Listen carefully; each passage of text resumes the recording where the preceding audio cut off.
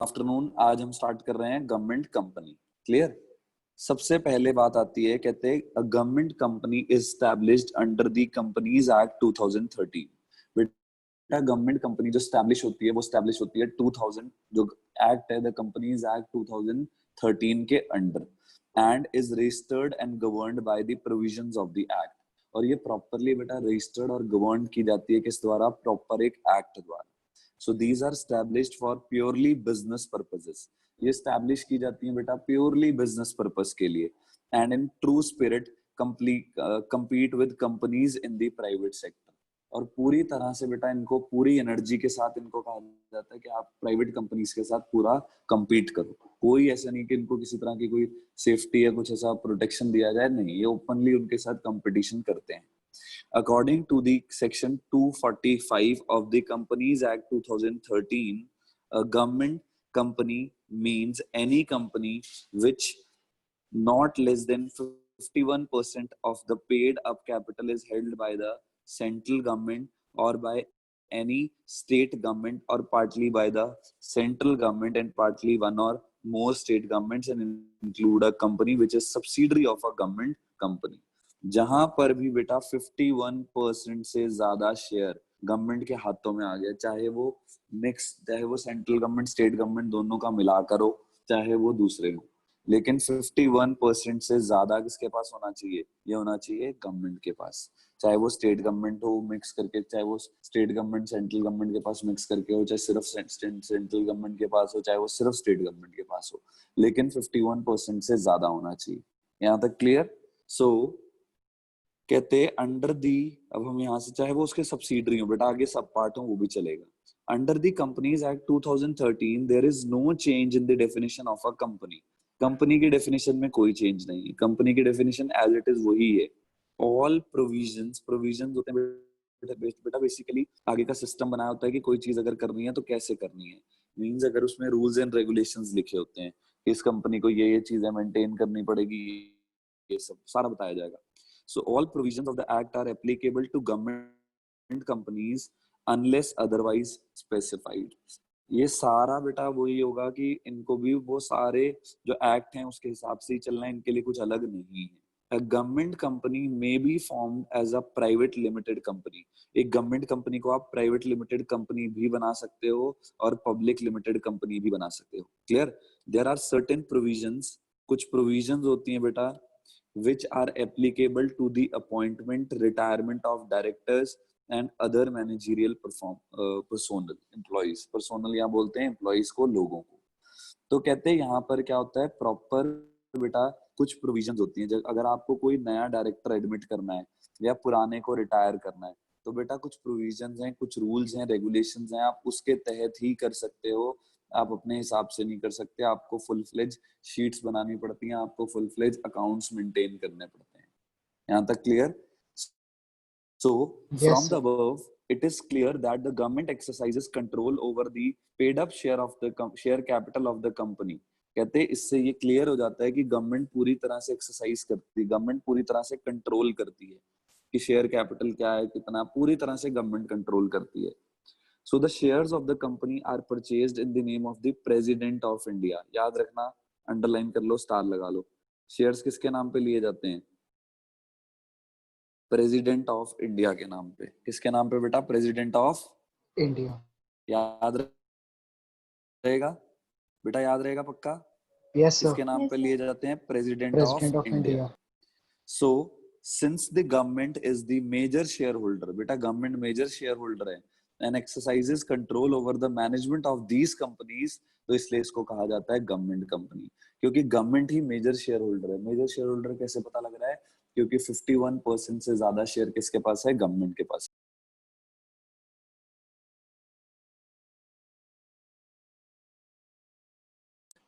Clear बेटा? तो क्योंकि मेजर शेयर होल्डर गवर्नमेंट है इसलिए इसको गवर्नमेंट कंपनी कहा जाता है। यहाँ तक क्लियर? तो गवर्नमेंट कंपनी अगर आ जाए तो गवर्नमेंट कंपनी वो होगी जहां 51% से ज्यादा शेयर गवर्नमेंट के पास हो, चाहे गवर्नमेंट कोई भी हो, सेंट्रल हो, स्टेट हो, चाहे सेंट्रल के पास मिक्स हो, पार्टली हो, हाफ हाफ हो, कोई दिक्कत नहीं, 51% से ज्यादा होना चाहिए।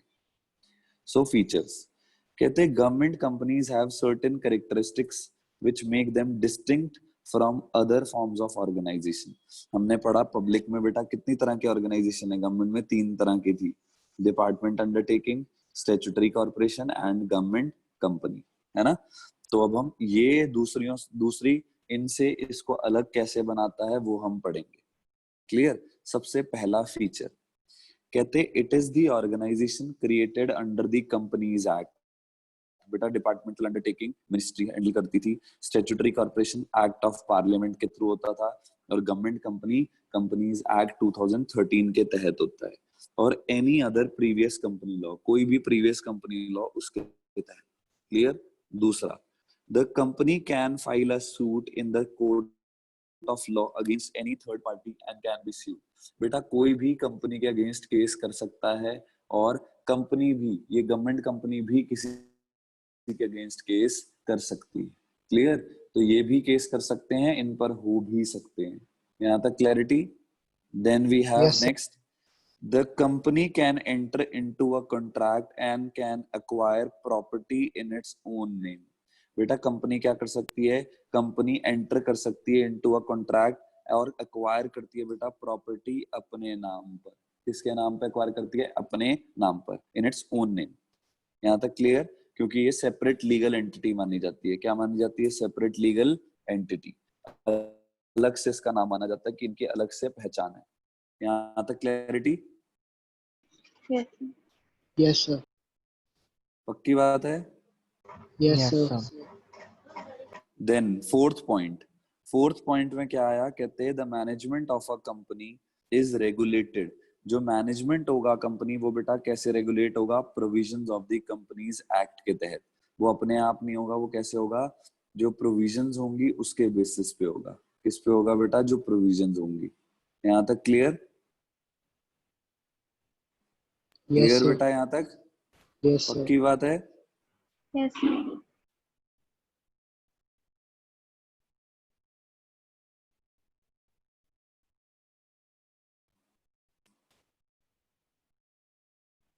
डन। सो फिफ्थ पॉइंट आया, कहते the employees of the company. जो एम्प्लॉइज होते हैं बेटा कंपनी के, वो अपॉइंट होते हैं according to their own rules and regulations as contained in the memorandum and article of association of the company. जो रूल्स होंगे, जो बेटा इसके कंपनी के अगर आप एम्प्लॉय कभी हायर कर रहे हो या अपॉइंट कर रहे हो, वो प्रॉपर रूल्स एंड रेगुलेशंस में होंगे। 2 तरह के डॉक्यूमेंट होते हैं जो हर ऑर्गेनाइजेशन के पास होते हैं, वो होते हैं MOA, memorandum of association and article of association. इसमें बेटा सारी इंफॉर्मेशन लिखी होती है कि किसको कब क्या करना है, कैसे करना है। So the memorandum and article of association are the main document of the company. ये मेन डॉक्यूमेंट है कंपनी के, containing the objects of the company. इसमें बेटा पूरे ऑब्जेक्ट्स होते हैं कंपनी के, and its rules and regulation. Proper rules, proper regulations इसमें होती हैं। यहाँ तक क्लैरिटी कि अगर कल के दिन आपको कभी भी कोई एम्प्लॉय हायर करना है तो प्रॉपर रूल एंड रेगुलेशन से होगा, ऐसे नहीं कभी भी कुछ भी हायर कर लो। Easy. Then we have sixth, कहते हैं these companies are exempted from the accounting and audit rules and procedures. बेटा इनमें कोई ऑडिट वगैरह नहीं होते। An auditor is appointed by the central government and the annual report is,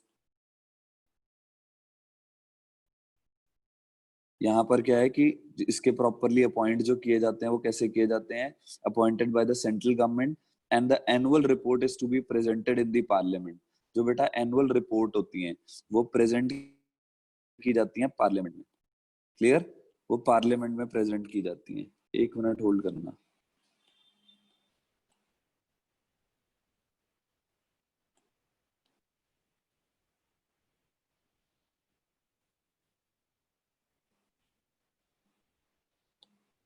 clear. Parliament में बेटा फुल फ्लेज प्रेजेंट की जाती हैं। So seventh one, the government company obtains its fund from government। जो obviously government company पैसा कहाँ से लाएगी, गवर्नमेंट से, share holdings and other private shareholders। So it is also permitted to raise funds from the capital market। ये बेटा capital market से भी पैसा उठा सकती है। कैपिटल मार्केट होती है शेयर मार्केट। आप शेयर मार्केट में लोगों के जरिए भी पैसा ला सकते हो, मींस लोगों के थ्रू आप पैसा ले सकते हो और उनको क्या अलॉट कर सकते हो, शेयर। क्या अलॉट कर सकते हो उनको, शेयर्स। क्लियर। तो उनको शेयर्स अलॉट करके आप उनसे वहां से भी पैसा एक्यूमुलेट कर सकते हो। Then we have merits. अब अगला जो पॉइंट आया वो ये है गवर्नमेंट कंपनीज के मेरिट्स क्या क्या हैं। कहते हैं government companies enjoy several advantages which are as follows. Government company बहुत सारे फायदे गवर्नमेंट कंपनीज को हैं जो नीचे दिए गए हैं। सबसे पहला, a government company can be established by fulfilling the requirements of the Indian Companies Act। एक गवर्नमेंट कंपनी कैसे स्टैब्लिश हो सकती है? सिंपल है कि कंपनीज एक्ट के through. A separate act in the parliament is not required। जैसे statutory corporation में स्पेशल एक्ट हैं, इसमें कोई स्पेशल एक्ट की आपको जरूरत नहीं है। Second, it has a separate legal entity. बेटा इसकी गवर्नमेंट से बिल्कुल लीगल एंटिटी क्या है? सेपरेट है, गवर्नमेंट से कोई लेना देना नहीं है। गवर्नमेंट से जो एंटिटी है वो बिल्कुल क्या है बेटा? सेपरेट है। क्या है? बिल्कुल सेपरेट। क्लियर? क्लियर Yes, है sir. बेटा यहाँ तक? Yes, sir. पक्की बात है? Yes. सो Yes, sir. इसलिए गवर्नमेंट। देन थर्ड पॉइंट आया, इट एंजॉयज ऑटोनॉमी। बेटा ये पूरी तरह से क्या करती है? एंजॉय ऑटोनॉमी एंजॉय करती है। क्या एंजॉय करती है बेटा? Autonomy in all management decisions and take actions according to business prudence. कि एक्शन लेते हैं अकॉर्डिंग टू बिजनेस प्रूडेंस, जैसा उनका बिजनेस के हिसाब से वैसे। क्लियर बेटा? Yes, sir. Then we have fourth point, these companies by providing goods and services at reasonable price। ये reasonable price पे बेटा goods and services provide कर रहे हैं, so they are able to control the market and curb unhealthy business practices। जो लोग unhealthy business practices कर रहे हैं उनको ये रोक सकते हैं। क्या कर सकते हैं बेटा? उनको रोक सकते हैं। क्लियर? Yes, sir. यहाँ तक clarity?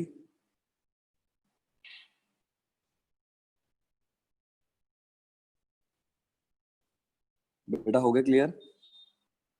Yes, sir. Then we have, Yes, अब sir. हमारे गवर्नमेंट कंपनी के फीचर्स हो गए, फीचर्स को हम कैरेक्टरिस्टिक्स भी कह सकते हैं, मेरिट्स हो गए, और हमारे अब हम जो कर रहे हैं वो क्या है? डीमेरिट्स। क्या है बेटा? डीमेरिट्स। सो कहते हैं डिस्पाइट द ऑटोनॉमी, ऑटोनॉमी होने के साथ साथ, ऑटोनॉमी का मतलब है independent, given to these companies, चाहे इनको ऑटोनॉमी है, पूरी तरह से इंडिपेंडेंट है, लेकिन फिर भी इनमें बेटा कुछ ना कुछ डिसएडवांटेजेस हैं, कुछ ना कुछ डीमेरिट्स हैं। जैसे since the government is the only shareholder in some of the companies, so the provisions of the Companies Act does not have much relevance। तो बेटा क्योंकि ये पूरी तरह से कहते हैं गवर्नमेंट ही है, तो कंपनीज की इतनी प्रोविजंस यहाँ पर चलती नहीं, इतनी इंपॉर्टेंट नहीं रहती। यहाँ पर गवर्नमेंट ही मेन अपनी चीजें करती है। Second, it evades constitutional responsibility which a company financed by the government should have। Clear? So it is not answerable directly to the parliament. बेटा ये गवर्नमेंट चला रही है तो ये कभी भी पार्लियामेंट में आंसरेबल नहीं है, इनकी आंसरेबिलिटी लोगों को नहीं है, क्योंकि इसको गवर्नमेंट चला रही है। यहाँ तक clear? Yes, sir. Last point, कहते हैं the government being the sole shareholder. Government बेटा इसमें मेन शेयर होल्डर है, so the management and administration rest in the hand of the government. So जो मैनेजमेंट होगा और चीजें वो सारी गवर्नमेंट के हाथ में है। So the main purpose of a government company registered like other companies is defeated. तो जो मेन पर्पस होगा वो बेटा खत्म हो जाएगा। क्या हो जाएगा? मेन पर्पस खत्म। यहाँ तक clear? Yes, sir. Yes, sir. किसी को कोई डाउट? अब Yes, sir. No, sir. पक्की पक्की No, बात sir. है? कितने Yes, डिपार्टमेंट्स sir. पढ़ लिए हमने? So, कितने पढ़े हमने? हाँ जी बोलो कुछ नहीं समझ बोलो आ बोलो वंश। सर आगे समझ। अब हमने कितनी तरह की पब्लिक पढ़े बेटा? 3 तरह के। स्कूल में कौन सा चैप्टर चल रहा है? और थर्ड ही चल रहा है। कैसे करा रहे हैं? वर्ड टू वर्ड जैसे हम चल रहे हैं ऐसे? नो सर, मैम ने अपना पीडीएफ बनाया होता है। अच्छा उससे पढ़ रहे हो आप? Yes, sir. अच्छा मतलब इंपॉर्टेंट नोट्स पढ़ते हो ऊपर ऊपर से।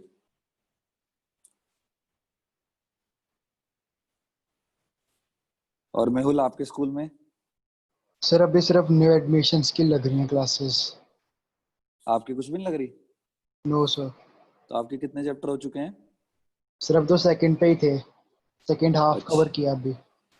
चलो तो कोई ना, तुम वो न्यू वाली, वैसे तो चलो कोई फायदा नहीं, चलो टाइम सेव ही हो रहा है तुम्हारा। अभी ना बेटा देखो तुम्हारे पास ये क्वालिटी टाइम है।